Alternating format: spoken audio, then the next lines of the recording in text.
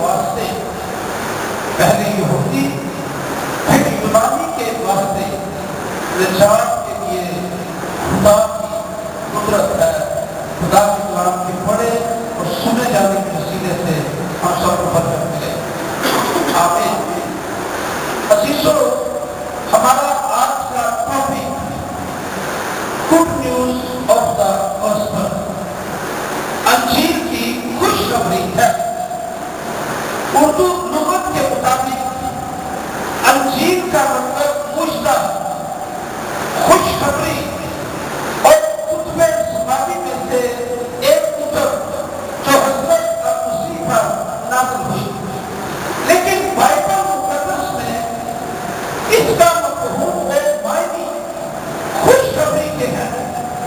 اور لفظ جو یونانی زبان کا انجیل کے لیے استعمال ہوا ہے وہ ہے ایونگیلیون، اور اسی سے انگریزی زبان کا لفظ ایونجلزم، جس کا ترجمہ خوشخبری ہے، اور یہ نئے احکامے میں کم از کم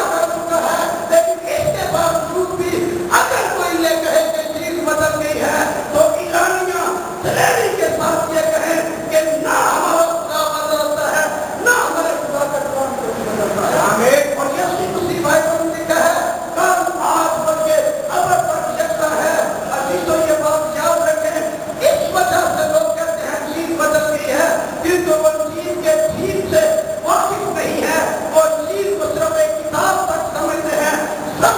کہ کتاب کے صفحات کے الفاظ جو ہے وہ پڑھے جا سکتے ہیں تفسیر کیے جا سکتے ہیں لیکن انجیل ایک کتاب کا نام نہیں ایک صحیفے کا نام نہیں بلکہ انجیل کا نام یسوع مسیح ہے یسوع مسیح جاتی پھرتی انجیل ہے اس لیے ہم کو بتا دیجیے کہ اگر آپ اس انجیل کی ہزاروں جلدیں بھی جلا دیں آپ لائبریریاں بھی خالی کر دیں اس لیے پھر بھی انجیل نہیں بدل سکتی کیونکہ یسوع مسیح خود چلتی پھرتی ہاللویا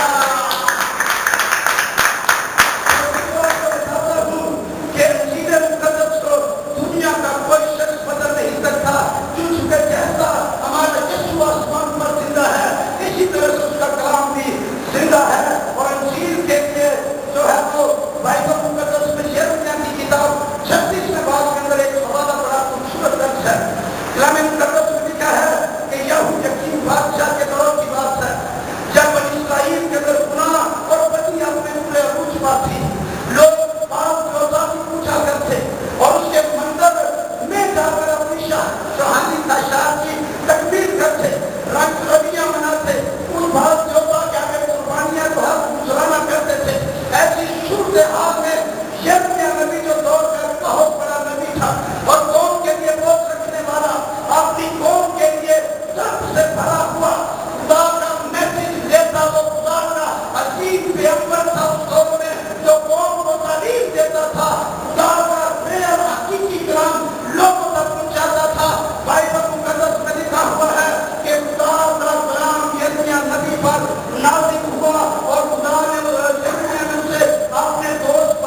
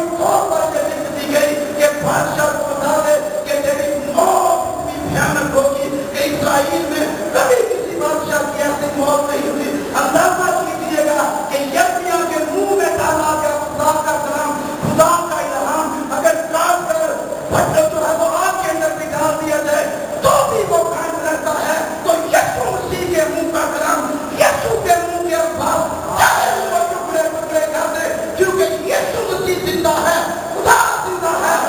کوئی اس کے کلام کو نہیں بدل سکتا. اسی لیے تو میں اعلان کرتا ہوں کہ بھائی بچی اگر ہزاروں چیزیں بھی چلا ڈالی جائیں، لائبریریاں خالی کر دی جائیں، اعلان کر دیا جائے کہ انجیل بدلتی ہے، تو اس انجیل کو نہیں کوئی بدل سکتا. یسوع زندہ آسمان پر ہے، اس کی انجیل کسی طرح سے نہ بدلے. تو یہی انجیل کا جو ہے وہ ٹھیک ہے. سیکنڈ پوائنٹ جو آپ کو دینا چاہتا ہوں وہ یہ ہے کہ گوسپل از یونیورسل ریچ. انجیل کا پیغام ہماری عالمگیر ضرورت ہے. رسول یوں بیان کرتا ہے کہ میں انجیل سے نہیں شرماتا، میں انجیل سے نہیں شرماتا. رسول حالات پیدائشی طور پر ایک یہودی شخص کا اسرائیلی شخص ہے. یہ بنیامین کے قبیلے سے اس کا تعلق مذہبی اعتبار سے